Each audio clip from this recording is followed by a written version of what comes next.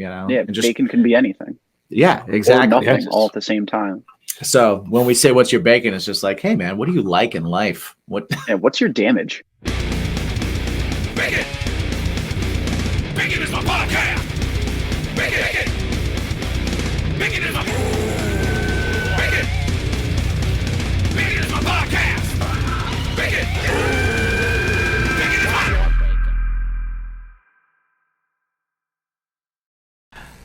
Bacon is My Podcast is brought to you by drinkwildbills.com, poddex.com, and grillyourassoff.com, where you can get 10% off of your orders using the promo code BACON. Because everything is better with bacon.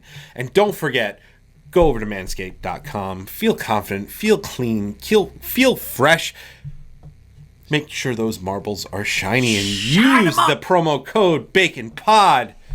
20% off, free shipping. Jimsy, what's the crackin' lacking? Oh man, I'm having a good day. Are you having a good day? Dude, this is we're doing this. Yeah, this is a lot of fun for me, and it's one of my favorite things to do. Aside from like hanging out with the kids and Jen and stuff like that, like, man, this is a lot of fun. Yeah, dude, this is like this replaced doing shows for me for the entire pandemic era. And honestly, I gotta say, like, now that we can do shows again and everything, I don't want to sacrifice this at all for that. Right. We get to meet like really cool people, and continue to connect. And what's really cool is now, like, you know, in the coming months, we'll be announcing it, but we've got some really cool opportunities coming up now that the world is starting to open up. So, stay tuned for some like really cool Bacon is My Podcast announcements. We're gonna hit the road and we're gonna do some cool shit.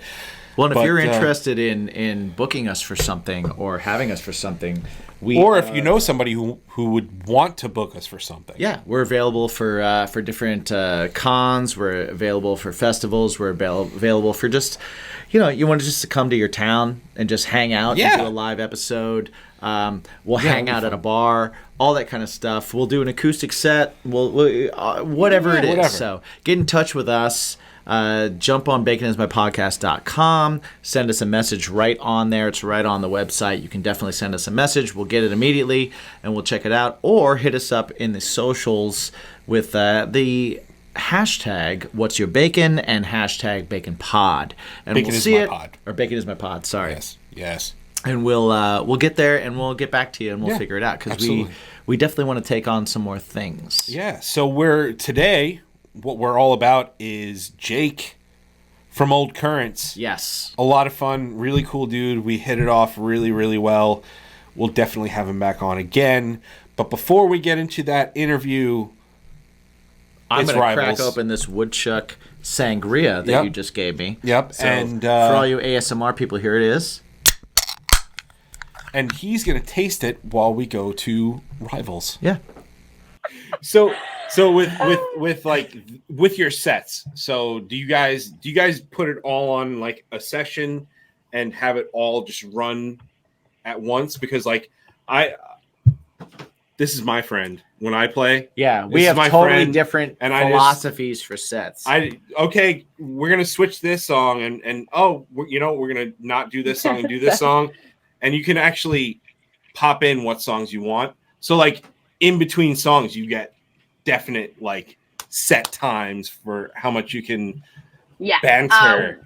We have like stuff that happens in between. I see a Pro Tools session. Literally. Logic. Logic. Put some respect on it. I'm sorry. How dare you, dude? I don't know I don't know these things. I don't fucking know these things.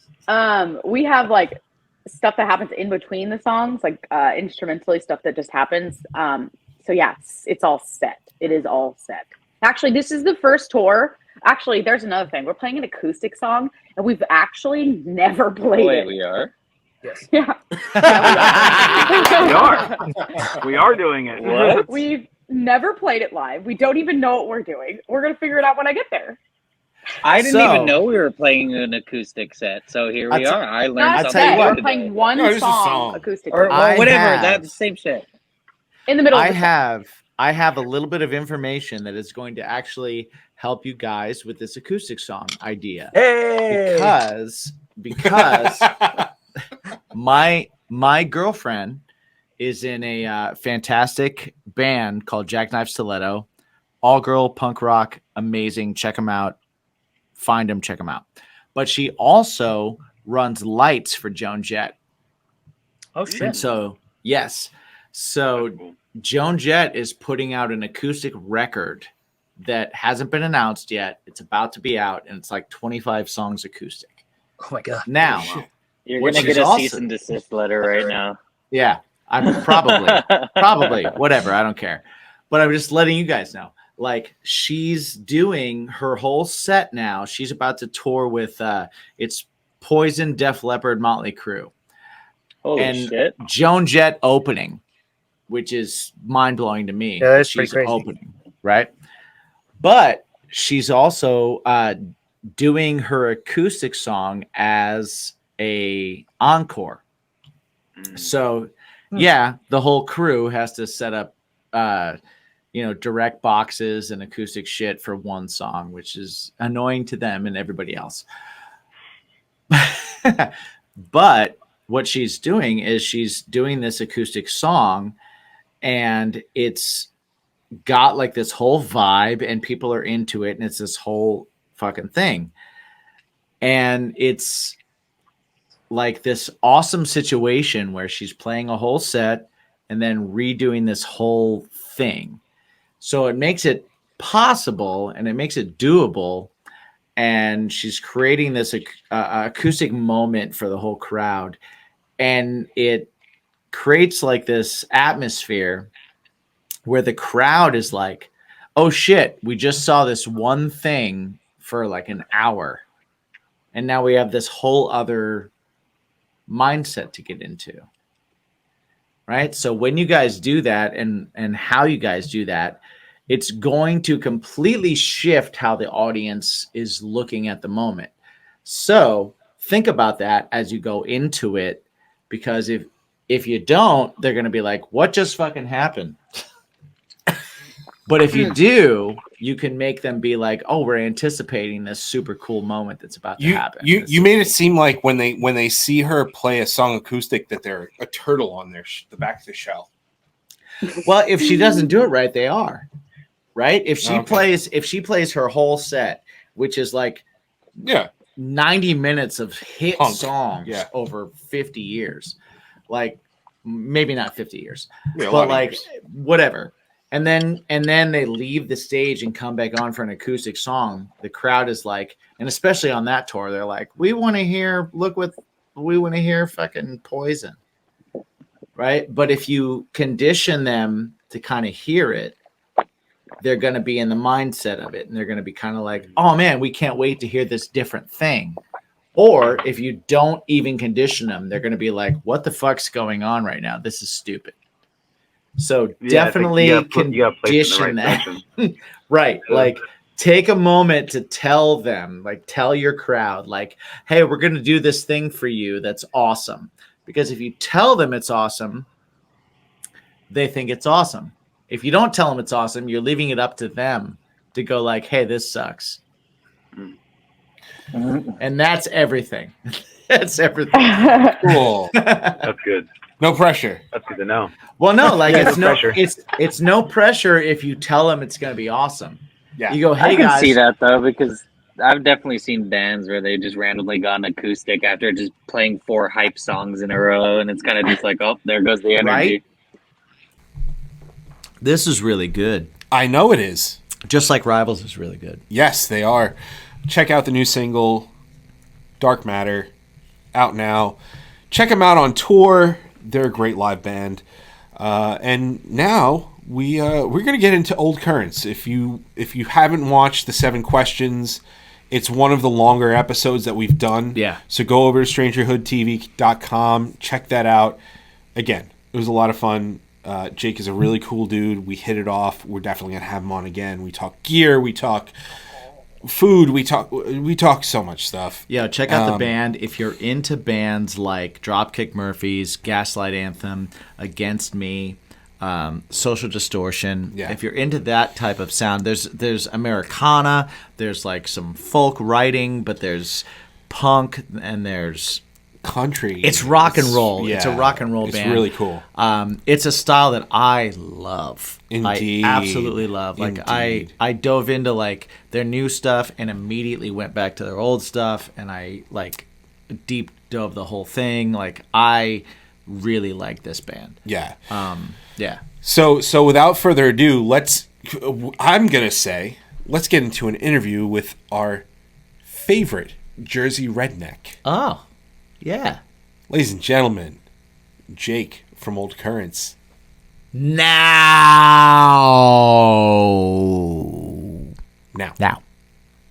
Fucking ass. Now. All right, guys, we're going to take a quick time out. We want to tell you all about our awesome sponsor, Manscaped. Manscaped.com. We've been telling you about them since the beginning of the year. We've been users for years. But now they've put out the new Ultra Premium Collection. And what the Ultra Premium Collection includes is a 2-in-1 shampoo conditioner, a body wash, a hydrating body spray, deodorant, and lip balm. And what you do is you go to the shopping cart. Yep. You put all your things in there. Yep. And when you're done, you use the promo code BACONPOD and you get 20% off and free shipping. I'm going to stop for 1 second, and I'm just going to let you guys know that I've actually been using this stuff for the last 2 weeks. I got my order 2 weeks ago, and I've been using it every day. And so I'm just going to give you a super fast review. The shampoo conditioner is awesome. My hair feels great. It doesn't feel dry. It's not loaded down. It's not weighted down. And it actually feels really good. The body wash is awesome. It lathers up really great. I use a very little bit of it. I'm kind of like a sponge guy, so I'll put it on the sponge, loofah, or whatever you want to call it. And it's awesome. The surprise for me has been the body spray. Mm-hmm. It's really awesome. I never used anything like that before. I got it and I was like, what's this gonna do? I'll tell you what, as a person with tattoos, man, my arms feel dry every now and then. And sometimes for you that have tattoos, you understand that like when it gets dry, you start to feel like a raised up area for where your tattoo was. This actually, it smells great and it feels great and it keeps you hydrated. My hands, my arms, my tattoos, that's what I've really used it on. I haven't done the whole body or anything like that. I do use all the other products. I use the crop preserver. I use the foot spray at night. I don't use it during the day because it might leave your feet Reviver as well wet. For a midday spritz. Yeah, 100%. That is not included in this, but the wipes are key. You can all use this stuff. Oh, here we go.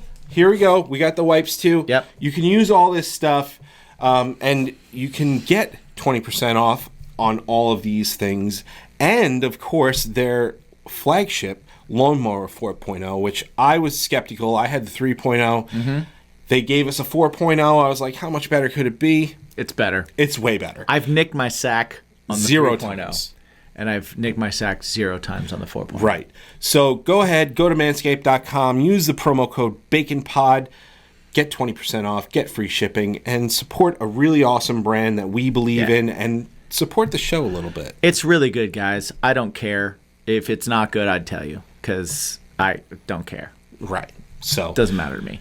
But honestly, like, I'd use this stuff whether we had a discount or not. And I use our promo discount because that's what we have. So have the same discount that we do. Indeed. And go over to manscaped.com and use BaconPod as your discount. This is Chris from Sucker Punch, and you guys are consuming Bacon is My Podcast. You got your radio voice on? No, I'm going to approach this differently. Are you? Happy April 22nd, people. Look how loud you got. I did. Was that a radio voice? No, that was almost your show voice. That was almost your show thing. Well, it was almost you doing my show thing. Hey! That's what he does during live shows. I don't do it like that. I don't do it like that. Okay. He totally does it like that. But happy April 22nd. Hopefully you're coming to check us out after you've checked your release radar and checked the brand new record from this man, Jake Novak from Old Currents, the new album, The Glory and the Defeat. The Glory, the Defeat. The Defeat. The Glory, comma, the Defeat. Yes. It's out now. It's April 22nd. Sir, congratulations. Yeah. Thank you. On a It's great been a long record. time coming. Appreciate it. Yeah. Yeah, How does it feel to be like to have a record out or to be talking about a record out when the record's not quite out because we did this in advance? Well, it feels like lying, but I love lying, so I'm on top of the world right now. Nice. I'm doing nice. everything I love. Having a scotch, Absolutely. lying to the public, hanging out with friends, what more do you Drinking and lying. Drinking Yeah. and lying. There you go. The record is out now, so please, when you're done listening, go listen to it. Go listen to it. If you're listening on Patreon, you get a little earlier. Yep. Go listen to the singles. The Glory is out now. There's 3 singles off that record. Just go listen. They're on all the streaming platforms and stuff. But yeah, man, it's awesome to have you on. I've been listening to you guys for a little bit, and I really like you guys as a band because I hear there's a lot of things going on, punk wise and pop wise, and even like just a ambient wise, and just the growth to see from your old stuff to your new stuff. It's really awesome. It's really, really cool. So tell us a little bit. I mean, obviously you recorded a lot of this during the maybe wrote a lot of this during the pandemic era of music, if you will. How did this work out for you? Was it one of those things where you guys had you have your old material out? Were you kind of like just finishing that up and then the pandemic hit and then it's like, okay, well, this is a perfect time for us to create a new record? Or was it one of those things that happened in necessity? I guess in necessity, I suppose. So like, these are all songs that were written between like 2018 and 2020. We started recording this album January 2020. And then we got, I don't even remember how far we got into it. Drums, bass, guitars, I think were finished. Pandemic shut everything down. And not to, I guess make light of it or anything, but like purely in terms of the band and the schedule, it actually worked out for us. None of us are dependent on music for our income. So it's not like we had a revenue stream cut off. But we took all the files, everything that we had done to that point, and then we're able to go back and comb through everything and make sure the guitars were what we wanted and the bass was what we wanted. So we ended up going back and redoing a lot of the guitars because Greg's great at drums, Ryan's great at bass. I like to think me and Joe were pretty good at guitar, but we got a little nitpicky. So it gave us the chance to go back and kind of reestablish the foundation before moving on with vocals and pedal steel, harmonies, all that jazz. Yeah. So how did that like kind of differ from the last time you were recording when you recorded the first record? Like, was it just the fact of having more time to do it, or was it like, oh man, now that we're not in a rush to release something, let me try and think of a new way to do this? Or was it already kind of like in the process? It's already in the process. Like, it didn't really differ time-wise from the first one, because both records, we would go and just do like a session or two per week in between work schedules. And we don't have a record label or anything, so there's no one setting a deadline for us. So we could take all the time in the world. The only thing, I guess like the biggest difference was the knowledge that we've accrued over the years. I love the first record. I think we did as best as we could at the time, but we were 23-ish when we wrote those songs and recorded them. And we started the other one when we were like 27. So just getting older, getting better, getting wiser. I mean, that was the big difference. And like I've said it before to people, like that's why I feel like this album is really like the first Old Currents album. Like I feel like we truly achieved what we wanted to. And nice. I don't know, like it'll be nice. I feel like I'll have like something to show the kids or something down the line with this one. Right. Oh, that's awesome. Cool, man. That's cool. That's that really you have cool. That kind of perspective on it. I totally feel that there's definitely a difference between recording like your first record and your second record. Mhm. And I remember I've been in a bunch of different bands, but I've only been in one band that recorded more than one record. And that's and people might not realize that that's actually kind of a big achievement. It's a huge achievement. You know, Yeah. so many bands come together, you do a thing, you all have the heart, you all have like the goal and everything. And then you put out that first record and it doesn't, you know, hey, we didn't become famous on it, or it didn't set the world on fire, or like, oh, we're still touring for 2 months and not working our jobs and we're coming back. You know, like a lot of things that people might think happen on that first record don't. And a lot of bands break up. And so you get in a band and you make a record and you create something, and then you actually get the chance to make another one. And there's this huge amount of growth that happens. And there's this huge amount of like, as songwriters, as a band working together, it becomes something different. So it's like a huge achievement to have that second record, you know? So that's one thing I definitely feel that I hear the progression 100% of what you're saying. I think the first record's great. I really do. Thank you. I've been listening to you guys for the last few days in preps for like this interview, just kind of like listening to the record. And a lot of times I'll listen to something and I'll just listen to it once or twice and I'll pick out a song that I like. But with you guys, it kind of like became part of the rotation because Nice. it's a style of music that I love. And it just kind of speaks to me in a certain way.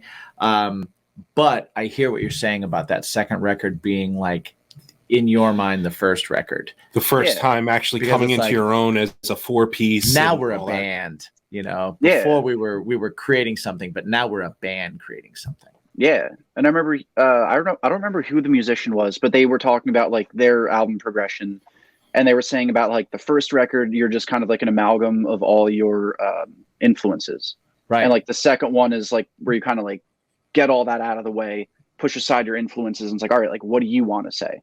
And I feel like that's definitely true with the first album. Like, not trying to get a suit or anything here, but like there are definitely a few songs where like that's us trying to be that band. This song is us trying to be this band. Right. And this is the one where it's like, no, like these are all our songs. Like we still have the same influences and stuff, but it's us now. And I'm really happy about that. Do you have like in your mind, like a moment where you as a band, like, or a song, like a lot of times it's a song. It's like where you came together and you wrote something and you were like, oh, okay, we've defined ourselves now. Like we have a sound now. Not a song, but it's the moment that we added Ryan Struck, our bassist. Okay. So the first from like 2017 to 2019, one of our best friends, this guy Joe Sozo, he was playing bass with us, but he a few years older, has a wife, stepchild, so life just kind of became busy. Right. And it was just, you know, we parted ways amicably, still hang out to this day, still one of my best friends. But we played a show with Ryan. He plays under the name Scary Hours too. So we played a show with him. We just kind of hit it off super well. Happened to need a bass player.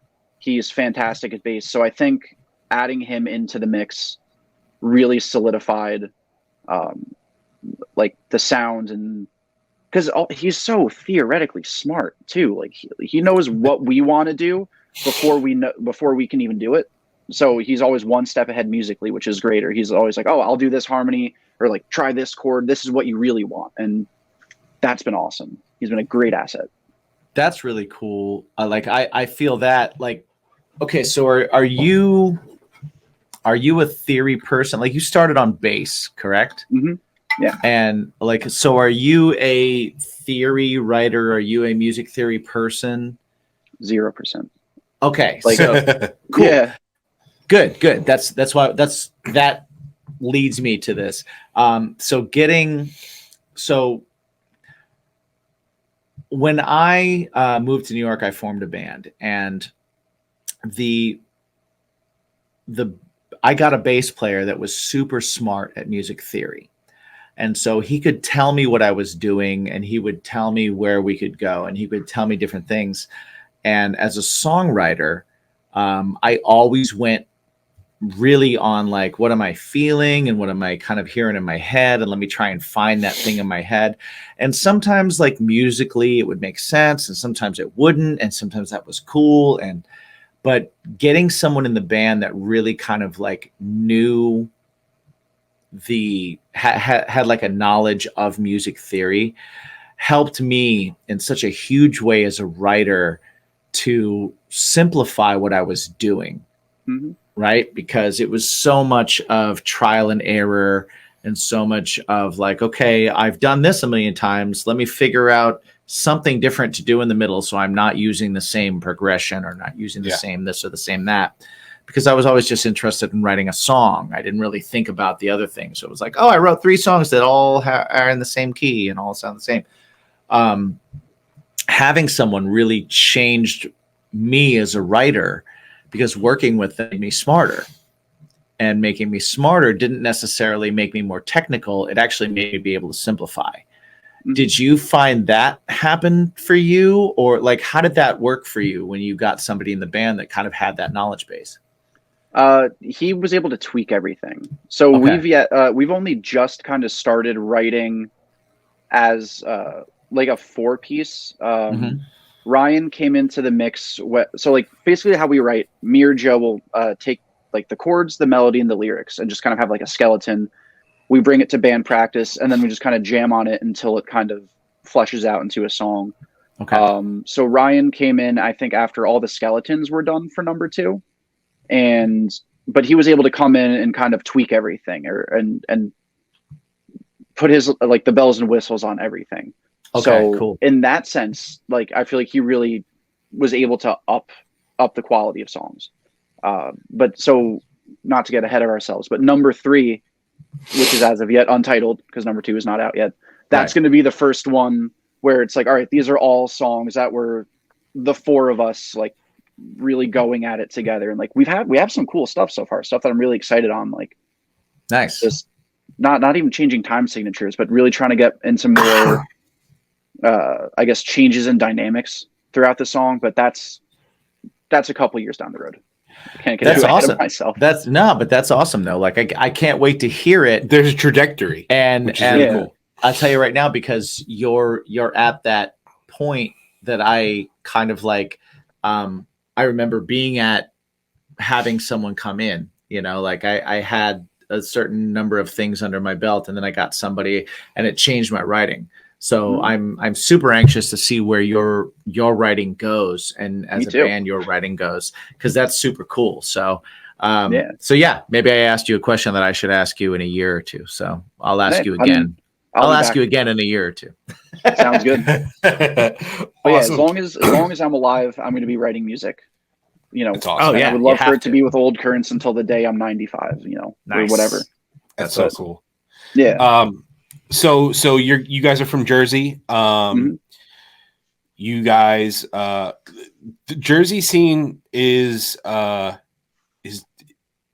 feel like for a long time it was very punk, hardcore centric, right? So like my band, we throughout the years, my bands have played in Jersey, and it was very pop punk or post hardcore or hardcore centric.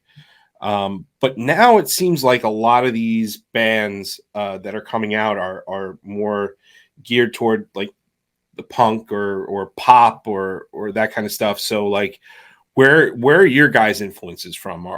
Do you guys come from like that New Jersey hardcore or that New Jersey pop punk scene at all? Not really, I guess, from the scene, and that's not to like judge it or anything. Just we kind of missed out. We're just by being a little bit too young. Like I remember so when I was in middle school, my mom worked at a bird store, and it was owned by Alex and Jesse Burton from Paulson, their dad, which they were like a pop punk band from New Jersey. So that was like my first introduction to like a local scene. But I was like 11 or 12 and scared of going to shows at VFWs. I didn't really embrace it. So I just didn't go. So I missed out on that. But I would say like influence wise, like we're kind of a little all over the place. Our drummer Greg loves Blink-182. Like that is his number one favorite bands. And we all love Blink-182 also. So he's basically like our Travis Barker, which I'm sure he would love to hear. Nice. Our bassist Ryan loves like hardcore and punk and like Rage Against the Machine and just like all the like Discord records, like the type of punk bands, just everything. Joe and me are pretty similar when it comes to just being into bands like the Gaslit Anthem, Frank Turner, Lucero, Against Me, stuff like that. But Joe also loves John Frusciante's work with the Chili Peppers, and I love country music. So it's all over the place. That's really cool. Yeah, I was gonna say when I was listening to you guys, I have a note here that was like I hear Against Me, Dropkick, Gaslight Anthem, and I also hear some of the cowboy chord, almost folk country sound of like Social D. I'll take it. You know, like it's super cool to hear because there's that. It's aggressive and it's upbeat and there's a bounce to it, but lyrically it's super accessible, you know, like, and I actually put another thing here that, like I said, it's songs that sounds like a life story that could be your life story. You know, you're not so specific that it's like, oh, this is something that happened to Jake and I have to look at it as an outsider. It's, you listen to it and you go like, oh man, I know that guy. Or I know that situation, or I had that situation. And that led me to like, you did an interview where you were saying that like you discovered you were overthinking writing when you heard the 59 sound, the Gaslight, 100%. You know, Gaslight Anthem, which incredible record. Like, all-time favorite. Just ridiculous. So I just wanted to see if you could like elaborate on that. Like, what do you mean? Like you were overthinking writing, and what about that opened you up to it?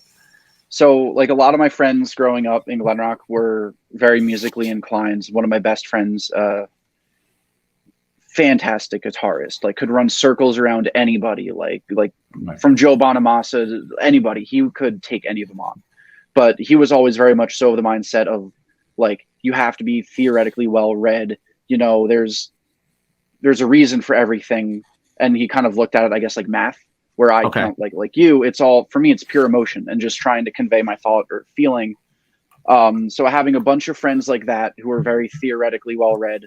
And then we all became obsessed with Streetlight Manifesto towards the end of high school, which amazing bands. And I think they appealed to everybody because they're of like, within the horn section, like the classical and the jazz training that they have.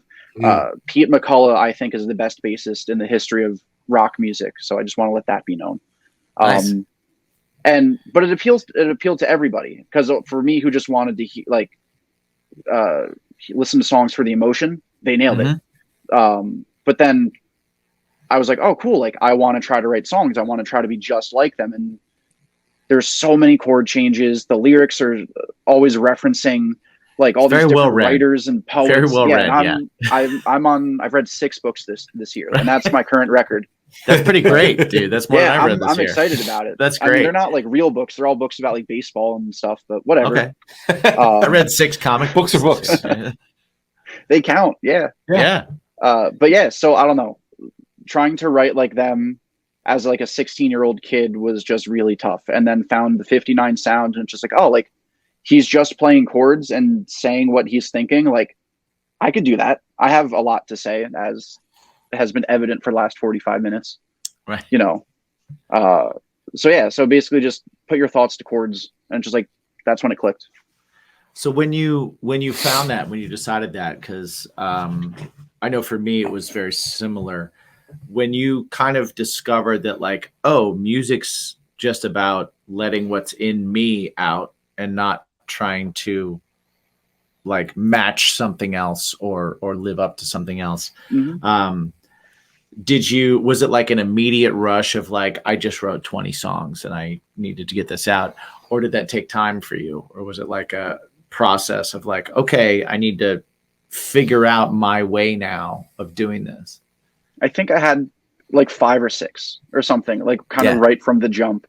And of course, like I don't think any of them ended up being used, but it was a good jumping off point, songwriting wise. And it was cool because we were in the middle, me and Joe specifically were in the middle of like a lull band wise. We had a ska band at the end of high school called Epic Management. Tons of fun.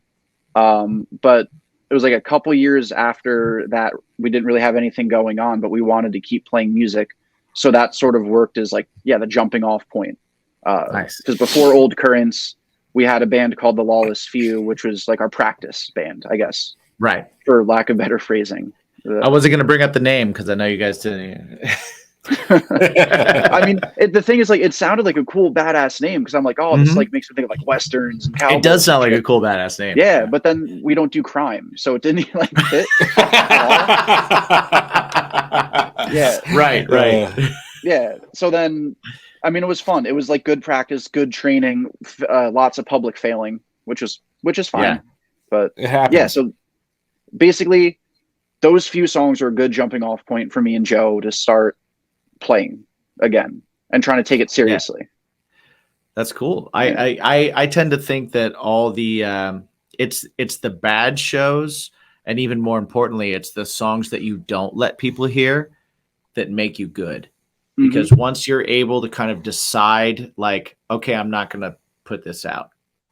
Yeah. Then you know you're getting somewhere. Because when you're still in the stage of like everything I write has got to go out, then like, okay, you got some room to grow. But once you go like, okay, I wrote 10 songs, one of them's good. Yeah. Like that's when you know that you're getting somewhere. You know what I mean? 100%. What was the best worst show for you guys, if you guys remember them? Or like you're asking questions. Show. Yeah. Huh? No, that's good. What's yours? Oh man. So I mean, there's been shows that I've had bandmates that were just absolutely obliterated. There's two. Okay. First one was one that was just in this really shitty bar, and our second guitar player was so when you walked in, like you came in and you immediately had to go like right on the foyer, and there was a cigarette machine, and it was between the foyer and the main bar, and my guitar player had to set up there. So the only way people could get into the bar was to step over his pedal board. That's number one. Number two was a song. So I wrote a song. It's on one of my old bands, Farther From Resolution. It's on one of our records, and it's called Smokescreen. And it was about my bassist at the time, his ex-girlfriend. And it was one of the first times we were playing it, and she showed up, and he was on stage with me, and I looked over at her because it was still a fresh wound, and I said, "This is about your decisions in life and the bitches that ruin them." And I looked right at her, and he immediately looked at me, and he's like, "Wow, I hate you right now." And that was like halfway through the set, maybe less than halfway through the set. And the rest of that set was miserable because he did not look at me once. He was just like, "I'm just going to finish this show and I'm getting the fuck out of here." And that was two of my worst. Well, but there are more than that. Oh yeah. Well, when I think of best worst, I try and think of something that that was terrible, but that I got something good out of. And so for me, I'll say that my first band when I moved to New York was a band called Sick as Monday. And I had written a song previous to being in the band. When I first moved to New York, I lived in a very uncomfortable way. And I kind of like, I felt like I had to put myself in shit situations so that I could continue writing songs that meant something. It was that mindset of like, I need to be tortured to write things that mean something, that. It's like method kind of acting. Yeah, exactly. Yeah.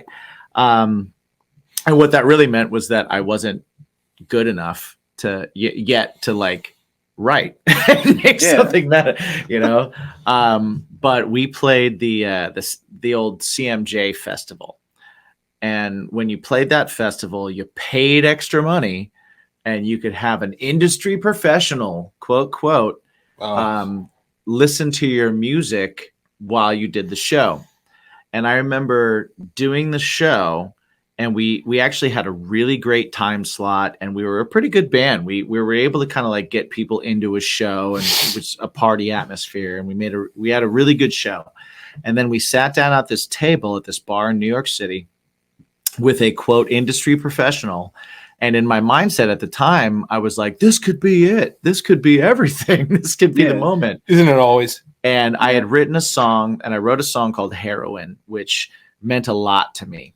And it's on the Sick as Money record that's out, and I re-released it later acoustically on a record I did called Jimmy's Blue Notebook that you can find on Spotify right now. Yes. And it was it's a really emotional song, and it's a song that's actually like to this day it's tough for me to get through when I play it live, and it's just one of those things, and that to me makes it good. But when he listened to it, he stopped it probably 20 seconds in, and he just looked at us and he goes, I don't get it. That's like worse than him shitting on it too. Right. And I was like, oh man, you got to listen, just listen a little bit longer. And he goes, if you have to tell me I have to listen longer, then it's not good. Yeah. I'll disagree with him on that. If I don't get it immediately, then it's not good. And I was like, that can't be right. But he's an industry guy and he knows everything, so he must be right. And it like shattered my world at the moment, because I had this great show where a crowd really liked us. And on that very same night, after I had spoken to him and he shit all over this, the most important song to me I had ever written, I had a guy that worked at the bar come up to me.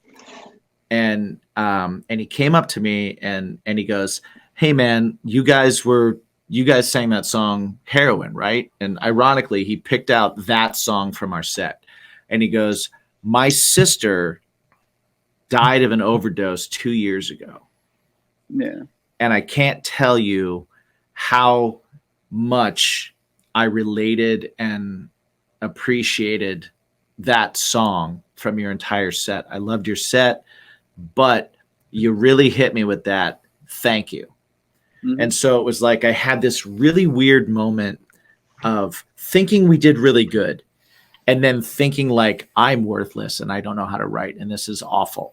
And then thinking like, you know what? This matters more than anything that I've ever done. Right. This one that's what we do it person that came up to me and said this to me, like I wouldn't change a thing about the song. We don't do it to appease label people. That's my best worst show, because I had I had every experience in that like 2 hour span where I was just like, we did great. We're awful. Oh my God, I meant something to somebody, you know, like I wrote something that mattered, you know, and like all those things happened in the same night. What was yours? The one that sticks out the most, we played a show in Knoxville, Tennessee. Two people came. One of them wasn't wearing a shirt. I forget the name of the bar even. I know it's not there anymore, but I just remember like walking in, it was like up a flight of steps. And I just remember like the owner being like, hey, like, I'm so sorry that nobody came tonight. There were like 2 shootings here last weekend, so everyone's scared to come. I'm like, are you fucking kidding me? Oh, I love tour shows. Yeah, but the one cool thing though is like it was like some shirtless guy and like I guess like his early teenage son, and the kid was like, yo, you guys are my favorite band. And I'm like, oh, thanks. He's like, no, like ever. And I'm like, well, come on, like, I mean, thank you, it feels good. There's more bands, like, bro. No, like especially that's awesome. Not to rip on us back then, but like I said, we were still learning. But I mean, regardless, if he meant it, that's so cool. Yeah, he's got to listen to more bands for sure. I do the same thing too, and everybody yells at me. It's just like, take the compliment, shut up and take the compliment. I'm like, yeah, but there are so many really good bands out there. Like, well, isn't it crazy? And like, and I'll ask you, like, when's the time that you experienced this as a writer? But isn't it crazy to think that, like, okay, when you were listening to music, or when you were trying to figure out who the hell you are, and having moments of like extreme doubt or depression or whatever any of us go through, right? And anybody can go through any number of things, but it's always music. It's always music. It's always a song. It's always a band. It's always like that always, for some reason, hits people and helps them get through their shit. And I know for me, there were bands that like just were the reason that I didn't make terrible decisions in my life.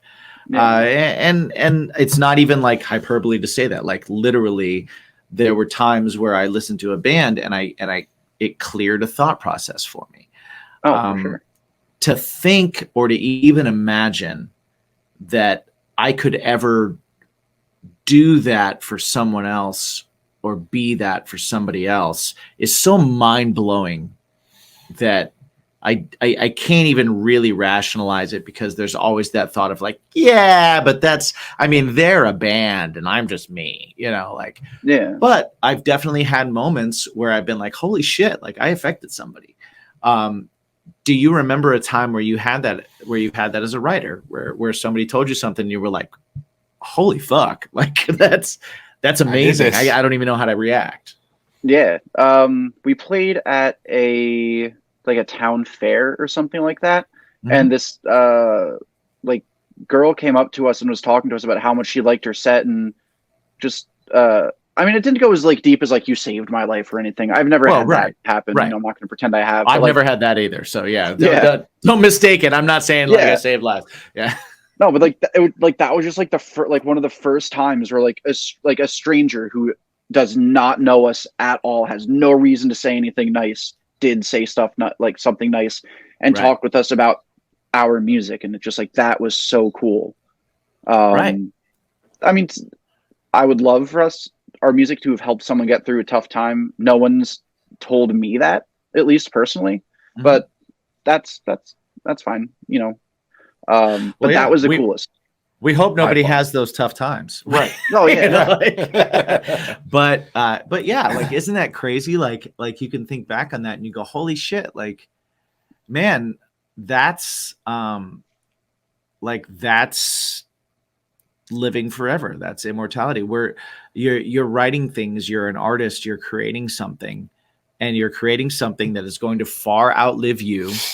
And it's going to far out, like, you're not going to interact with physically and meet nearly as many people as are going to hear your music. And so that is such a farther reach than you'll ever have, personally.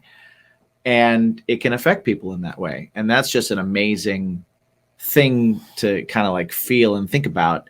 And I think that just ties back into you being like, oh, like, I can write about my experiences. I can write about my life. I don't have to be so,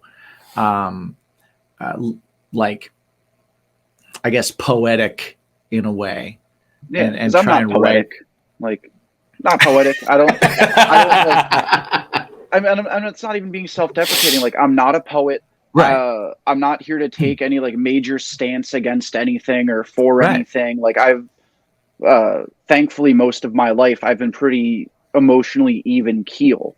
But so I'm not going to pretend that I've lived this hard life, or that we need to rally against this. It's just no, my general life experiences, I've had a good time, and I want to help other people also have a good time. So I think awesome. That just be honest. Really? Yeah. Well, and sometimes people just need to be reminded that, like, hey, man, you've had a good time too. As bad as it gets, life is wonderful, man. Like, we get caught up in all the other stuff, and sometimes we forget that, like, hey, man, like, driving in a car on the way to a concert that we've wanted to see for a long time, that we bought tickets 2 months ago, and the day is here, and we're doing this thing is fucking awesome.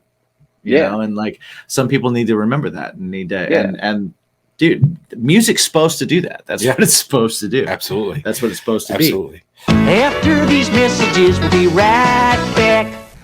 This episode of Bacon is My Podcast is brought to you by drinkwildbills.com and grillyourassoff.com. Use promo code BACON to get 10% off your entire order. Yeah. Grilling season is never over. And you always want to quench your thirst, and why not do it with some craft-made beverages by Wild Bills. The two work together pretty awesome. Yeah, agreed. So go ahead, hit them up, check it out. It helps them, which are awesome companies, and it helps us. It helps us, and it helps you. And it helps you to because you like live a more flavorful life. You like delicious things in your mouth. Indeed. So do it now. Do it. Hey everybody, this is Matt from the band Title Holder, and you've been consuming what's fucking shit. Hey everybody. Hey everybody, this is Matt from the band Title Holder, and you've been consuming Bacon is My Podcast. And what's your bacon? So before we move forward, we do have to pay some bills. Of course. Oh shit, are we there already? We're there already somehow. Wow. I don't know how. We might have to do a part 2 of this. Yeah, we're gonna email. I have a lot to say. I'm sorry. Dude. No. This is great. This is great. We're gonna have you on again soon. Yeah, for sure. Sounds good. But that being said, we do have to pay some bills. Our bills are paid for by our gracious sponsors and our Patreons, but one of I guess and us. But one of our sponsors is a brand called Poddex, and what Poddex is it's decks of cards, and within each deck of cards there are 50 cards, and within each card is a question. Okay, it is for budding podcasters. It's for people who don't have verbal diarrhea the way we have. And it breaks the ice. It gets things going. A lot like Cards Against Humanity and what's the monkey one? Well, there's Exploding Kittens. And all of those things. Yeah. So what we like to do is have our guest pick one of the decks and then pick one of the cards out of the decks. So you gotta get a random question. Jake. I love random questions. We have the interview deck. We have the interview deck 2. We have the Would You Rather. We have the What the Heck. We have the episode deck. Jimmy doesn't want you to pick from that one, though. It's not a question. And then the new ones. The two newest. One is What the Fuck? And as you can see here, it's a lot like an MTV branded logo. Yeah. And then there's also How Dare You? Has to be said like just like Mr. Big Head in Rocco's Modern Life. So, great show. Jake, what deck would you like to pick from? You said there was a What the Heck deck? There's a What the Heck. There's a What the Heck. That because I actually say what the heck in my day-to-day life. Nice. Pretty frequently. Oh, you must be in management. I am. Yeah. Yeah. Me too. Sorry. Say that works. But I got that when I wasn't though. That's just like one of my coworkers every time just he'd hear something crazy. What the heck? All the time. So we just started picking up on that too. And now it's not even like a conscious thing anymore. Nice. You got to spread those around too. Like you'll find that you say things over and over again. I say, hey guy, all the time. And my friends have started to say, hey guy, quite a bit. Hey guy. Right? Yeah. I do big boy. I call people like, hey, big boy. Hey, big boy. And I like that one. I like that. I like I'm going for it. I like it because people hate it. That's a Long Island thing is, hey, Chief. I hate Chief. I like that. Chief. I hate that. Chief makes me feel I don't like I'm being called that. Like, right. What do you want, Chief? It's like, oh, that's condescending. Chief Fuck makes you. me feel like I'm in 3rd or 4th grade on picture day. Right? And the guy's like, right? That's what the photographer's calling me. Hey, Chief. I'm like, why am I Chief? I'm not a chief. I will say this though: women hate being called big boy. Just so you know, if you ever decide to use it, They do not. Good like to know. pounds. Good to know. Good safety tip. I'm going to start Thank you. using it Thank you, immediately. Yeah. I bet they hate Chief too. Yeah, I'm probably. sure they But would. Big More than Boy's likely. probably worse. I'm definitely going to use it. Exponentially worse.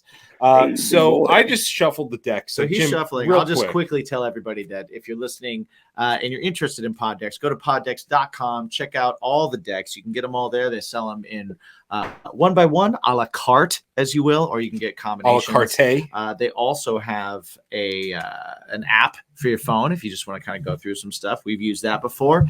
I've used the decks at work. I bartend and I've used them there on slow nights. It's a good time. They also have cool swag, cool shirts and stuff. Anything you decide to get from there, use the promo code BACON Because everything is better with bacon. and you'll get 10% off your entire order.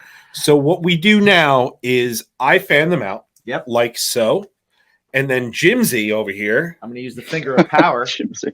and I'm going to start from my left to my right, your right to your All right. left. We're You touching tell me when to fingers. stop. You can stop right Stop it in right the there. middle. Right in the middle. There we go. And we got a random question. All right. All right. Jake, what would be the absolute worst name that you could give your future child? Ooh. Oh my God, I have all right. Worst according to whom? Because I to think you, they're I great. guess. I have the names all picked out, all ready to go. If I have sons, Spittoon, Spit for short. Mud is going to be the other Mud. one. Mud. Yeah. My name is Mud. My name is Mud. It has a good. It rolls off the tongue. Mud. Yeah. And I would probably go with Tire as well. Anything more than that, I can't afford 4 kids. Tire Novak. Yeah. That's actually kind of badass. That is kind No, of that's what I'm saying. I think they're cool Mud names. Novak is pretty badass too. Yeah, nobody Mud- else agrees with it. Yeah. Nobody else agrees. I mean, I think they're cool. so that kid is going to be tough. Oh, because- 100%. They're going to be built Ford tough. Yes. Yeah. Yes. You can Indeed. obviously tell that Jake is a Jersey cowboy. Redneck. Yeah. No, Jersey Cowboy has dignity to it. No, I fully embrace being a Bergen County hit. Like for, compared to real country folk, I am not anywhere close. But for Bergen County, oh dude, I am a redneck. You know, man, That's where you live. little Mud Novak and his little brother Tire. Yeah. They're going to be tough kids. That's what I'm saying. They're gonna going to know how to take a linebackers on the punch. football team. They're going to know how to But take a you know punch. what? You know what you haven't worked in there is Spittoon.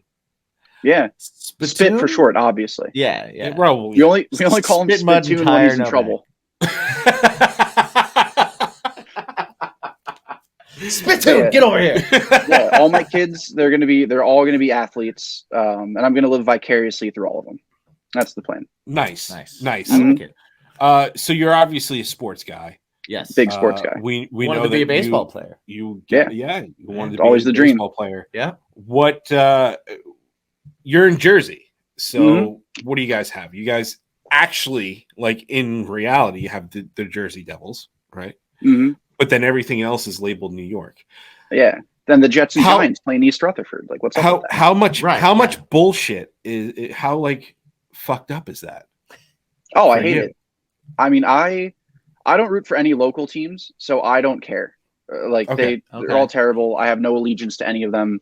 I'm a big Boston Red Sox fan All one of them and for you. a Los Angeles Chargers fan. Those Oh, are my two teams. But no, like why? That's lying. That's just lying. I could understand, you have some situations where it's like you have a team where it's like the Chargers, for instance. They play in, I can't remember the town. It's not Los Angeles proper, but I get it if you have to adjust based off of you can't build in the city, Right. but they're not even in the state of New York. Right. I can't think of another team that does that. Well, and Straight you up don't even stuff. get just one. It's two. Yeah. Right. And what on top of that, like the WrestleManias, right? So Jim's got a WrestleMania seat. They were like WrestleMania Nice. New York. It's like, Yes. no, you were in Jersey. Right. Yeah. Nothing New York about this. Well, say Jersey. Be proud of Jersey. Yeah, it's fine. Yeah. Give it something other than It's Jersey fine. Shore. They put the Statue of Liberty because some weird people from Jersey think it's theirs. Well, but it's fucking not. I think it is ours though. Like, I mean, I could be wrong, but isn't and interview over. The Hudson Totally River is technically New Jersey, though, right? And if it's in I suppose the so. Hudson River, that's technically ours. I'll side with them on that one because I have no. I would love a cartographer Yeah. to check me on that, but I think it is technically ours. Okay. Right. I mean, if not, I'm just going to go claim it tonight on behalf of New Jersey. Okay. Well, So if any New Yorkers want to meet me there for a fight, that's where I'll be. It's a gift from France, so I mean, how Yeah. important is it? So another issue with the Statue of Liberty, Peter Venkman, Right. He was wondering a very Dr. Venkman. Dr. Peter Venkman. Dr. Venkman. He was wondering a super important question. What do you think she's wearing under there? That's not for me to say. That's a PG-13 question. Yeah. And this is a family program. Come on. Well, it's not. I'll just say It's that not. I think the sandals are totally whack. To be honest. She Yeah, got a nice dress on with sandals. What the fuck? I don't know. I don't even know if that's a dress. Sandals? It's like a toga. Sandals. It's like a sheet. It's like a I feel like sheet. that would work more if it was like if they dropped the Statue of Liberty like outside like Savannah or something like that, where like you could do like the dress and sandals look maybe. She's That makes clearly sense. a hippie. It's too cold up here. Clearly a Too hippie. cold. She smells like patchouli and dirt. Yeah. But what's odd is she's not like French chicks because she's shaves her armpits. Well, she's a hippie. Patchouli, dirt. Yeah. She's great at hacky sack, but also shaves her pits. Oh, okay. That's a New York hippie. All right. That makes sense to me. That makes sense to me for sure. So you are a guitar player.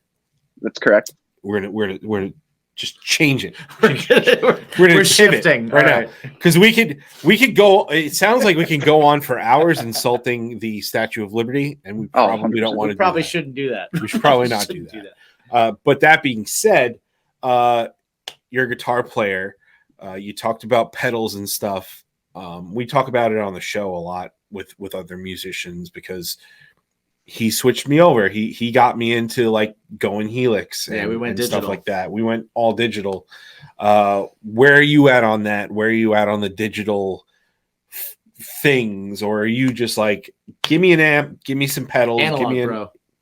and we'll call it a day. I will die using a tube amp. Or maybe not die. I will use it till my back gives out. I'm not morally opposed to the Helix, but like it's like I spent my whole life trying to achieve my tone. I'm not gonna just ditch it for a lighter rig. I've worked too hard, watched too many YouTube videos for this. I'm gonna at least ride this out for another 10 years.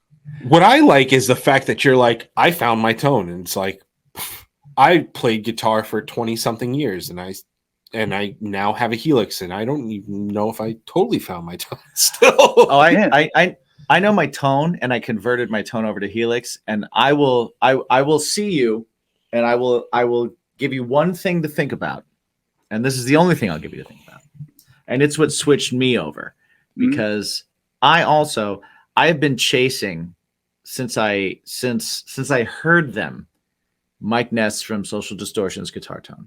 Oh, it's killer. Chasing. I'll never get it. I had a 79 Bassman. I modded it. I had. You have a Klon Centaur.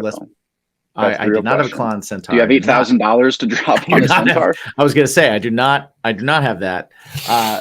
No, I do not. But I will say that like I spent a lot of time doing that, and I had a great guitar tone.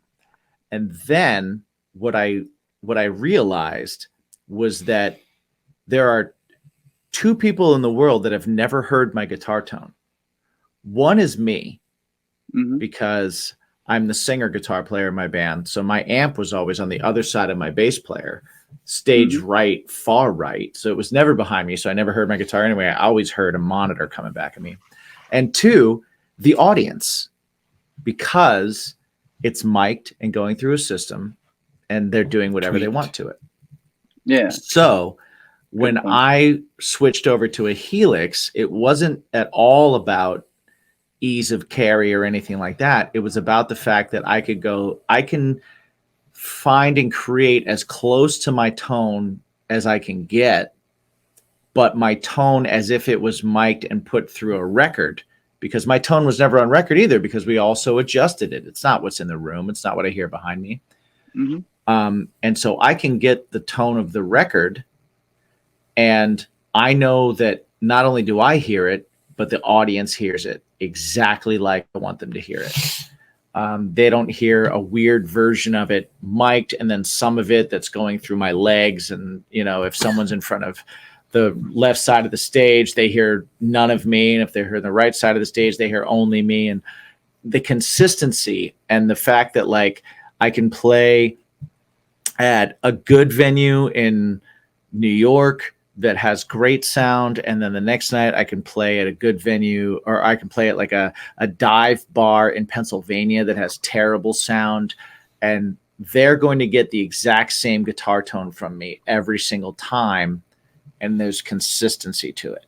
That is why I switched over. That's what switched me, and that's what kind of I used to switch him, because, man, I love the sound of an amp. I love being in a room and just feeling it in my face. So that's the one thing that I will say is that I won't die on the hill because of, is it took me off that hill, because I was like, man, I can do that. That, and the fact that if in this certain song I need a flange on my acoustic tone, I can click it, and then I can click to my dirty tone. And when I click back to the acoustic, it's one button and it turns the flange on automatically. That's amazing. That is the best pitch. Line 6 needs to sponsor this podcast based on, yeah, we've been saying that for a little while. Man, I just played the city the other night and literally walked in with my pedal board and my guitar, and everything sounded exactly like I wanted it to sound.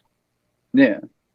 And that's he even I'll put probably a never post go back. I'll never go on, back just because of that. And I've spent way too much money on amps, and I've had way too much shit. And I'm not a guy. I'm not a virtuoso player. I'm a singer songwriter. I'm a cowboy chord guy.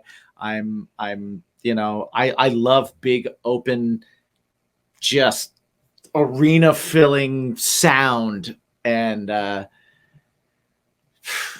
I'll never go back. I'll never go back, man. He even posted on Instagram the other night. Easiest loadout. Yeah. He took a picture of his guitar with like his double guitar case and his Helix box, and it was like, my man. Yeah. So lucky.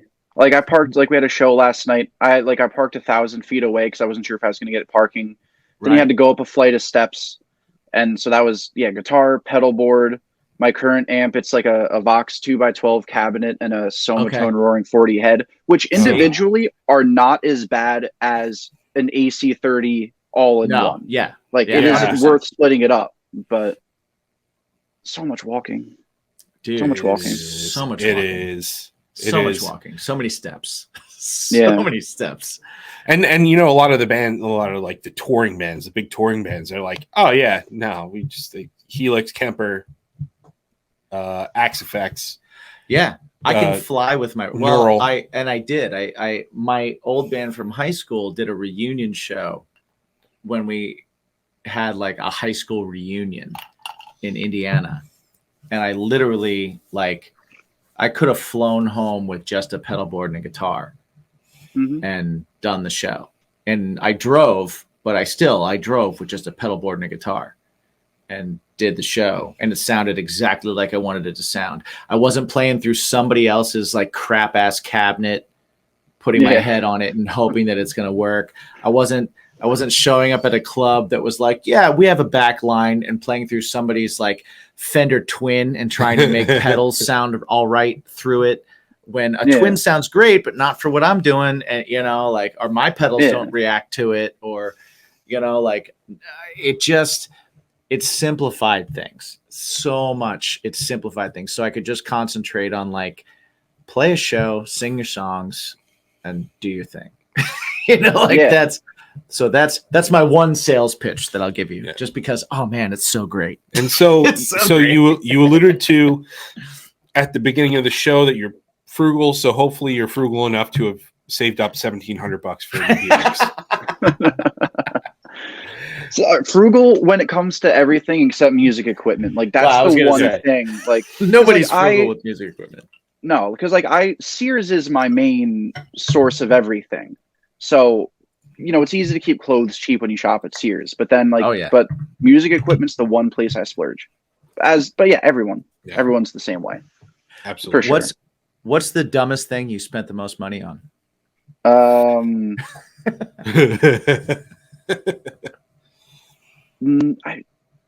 There's really nothing stupid, I guess. The stupidest thing that I spent the most money on was my last car. It wasn't even like that it broke the bank. It was a 2007 Ford Mustang convertible, and it was. I bought it in like 2014. It was like a dream car since I was a kid. But everyone was like, "Don't get a convertible. Like it's gonna leak. Like what are you doing?" Right. And I'm like, "It's fine."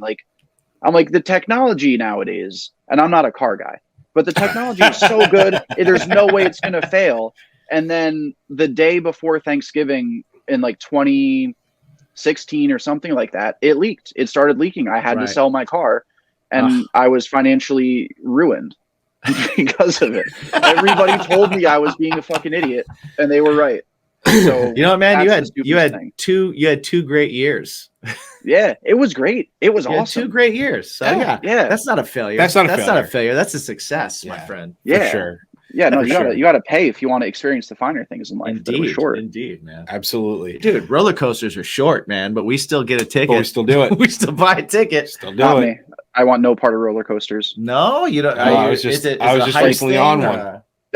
It's just like, so I'm very in my older age. I am more willing to try things than I used to be, but still there's a risk reward to it. No skydiving, no roller coasters. I've seen one too many articles about like a kid getting their head chopped off in like Disney World on a roller coaster. Dude, that's so rare. But that's still, it happens. Yeah. And like the way I see it, like, yeah, it might be 1 in a billion, but is it really worth a roller coaster? Nah, no, thank you. I want no part of it. For a news article, maybe. Maybe. I mean, if they spell going out in a blaze of glory, your band will sell more records ever. I know. I've thought about stuff like that actually, but I figure I want to be here, so someone else in my band is going to have to take the fall. I think. See, smart. That's good. That's thinking. That's good thinking. Mm-hmm. Well, so besides strategizing and besides your awesome new record that's out today. Jake, before we wrap this up, please tell everybody where they can find you, your music, all of the things that are Old Currents. So at Old Currents on Facebook, Instagram, Twitter. We're on Spotify, Bandcamp, Apple Music. If you want to follow me personally, at Jacob D. Novak, Novak. I rarely post on Instagram. I'm not really a photo guy. I do post on Twitter. My process is if I have a weird thought and nobody around to say it to, I tweet it. Nothing controversial. But sounds like a good follow though. Yeah, I think so. Like the way I see it, like it's fun. Just like, every couple of months, just scroll through my Twitter and, I'll see something from 2017 and I'm like, what the fuck was I thinking?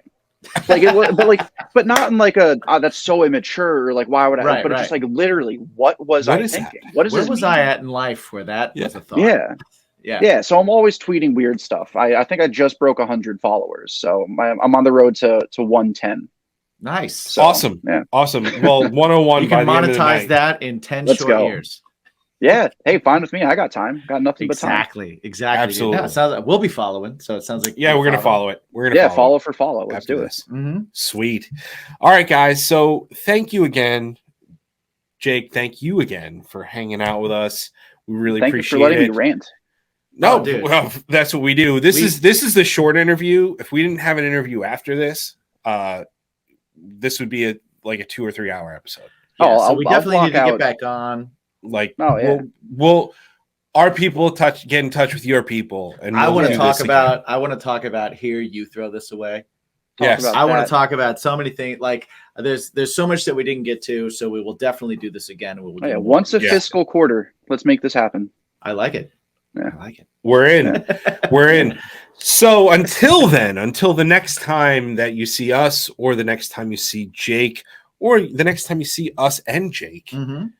always remember to ask yourself one question. And we told you there was going to be a test. Jake, do you remember what that question is? Most important question. What is my bacon? What's your bacon? My bacon is life, man. I love life. Life is my Your bacon. bacon is the life. good, the bad, the peaks and valleys. I just love living. I love people. I just bring it on, man. I want to try everything. Awesome. Hell yeah. Love it. Thank you guys for listening. Definitely check out Jake. Definitely check out Old Currents. Check out the new album. Check out the new single. I'm sure there's going to be another single by the time we're here, but definitely check out the video for here. You throw this away. Definitely check out the video. It's a great video, and we'll definitely have you back on again. Thank you for hanging out with us, and everybody, what's your bacon? Great episode, great dude. Definitely gonna have him on again. Yeah, we got cut off too early. Because absolutely. We talked too long. Yes, we did. But like we said in the episode, the record is out today. Mm-hmm. Go listen to the new record. Super important. Support the band. Support everything that's going on. Bacon is my podcast wise. We're going to be throwing a lot of their tunes up on our Spotify playlist. Bacon is my playlist. Yeah, definitely follow Bacon is my playlist. Check it out. We're going to have music from everybody that has been a guest or is a guest. We might even have other podcasts that those guests are on. You never know what's going to show up on there, but Bacon is my playlist. Definitely check it out. Definitely spread the word. Definitely share that. Yes. So, Jimsy, where can they find you on all the things? Well, on all things social, you can find me at Jimmy G's Shoes. That's where I'm at. You'll find pictures of my feet. You'll find pictures of my face. And you'll find information about this podcast and my bands. My bands being Craving Strange. You can find us at cravingstrange.net. From there, you can get information on all our releases, like our brand new single, I Run Away. And you can find all of our social stuff on there. And then my band Crash Transit, which just released a new record called Lightspeed, which you can check out. It's wonderful. I would love for you to check out. It's a fun side passion project for me. I had so much fun doing it. I'm not the lead singer. I'm playing guitar. I'm having a really good time. I'm helping write songs. It's a passion thing. I love it. Speaking of passion, you can find Bacon is My Passion, which is me and Mike making some music. Doing music together. That together, Sesame Timbers, over on all the streaming platforms, or just go to baconismypodcast.com where you can find episodes of this show, plus all of our bands, plus all of our stuff, plus all of our music, plus our t-shirts and gear and stuff. Sweet at t-shirts Bacon like is My this. Fashion. You can find all of our sponsors like Manscaped and everything else that you can check out with all links and deals for you. And you can find everything about Mike's band, Something Heavy, which where else can they find you? Oh, I thought you knew. It's at Something Heavy Music. You can catch us on all the social medias and all streaming platforms. Something Heavy. We're always got we always have something new coming out every few months. Me personally, you can catch me at my own self, Mike. I post everything. Bacon is my podcast. Something Heavy. I love to support my friends' bands, such as this guy. You're so good at posting. My kids. I'm terrible at it. That kind of stuff. So yeah, check it out. And special shout out to the Patreons. Yeah. If you want to help us out in a huge way, head over to patreon.com. Or even in a small way for you, but that becomes a huge way for us. Patreon.com/Bacon is my podcast, where we have extra shows, we have early access to shows, we have ad-free shows, extended shows, we have different shows such as live events, we have watch-alongs, all that kind of stuff. We cook. We give you recipes. And we eat awful things. Oh, we try terrible things. And we're going to do one with Rivals at the end of this month, which is going to be... It's going to be fun. We'll put that out for everybody. But for all of you that are wanting to see us put ourselves through some pain, check it out. See if it's something you want to be involved with. Indeed. It's cheap, it's easy, it's cool, and it helps us a lot. Keeps those glasses full. That's right. That's and what if we you're do. a listener, you're awesome. Yes. In general. So thank you for being here. Thank you for being a part of it. And if you're always listening, please make sure to give us that 5-star review. It goes a really long way. One click on your phone or on your whatever apparatus you're using, hit that. More people hear us. Honestly, it costs us like hundreds of dollars or more to promote. And you doing one of those clicks on a 5-star review does as much as like $100 does. Yeah. So please, if you And can find it in yourself, do it. Thank you so much. Until then, guys, make sure you always ask yourself the one most important question. What's your bacon? What's your bacon?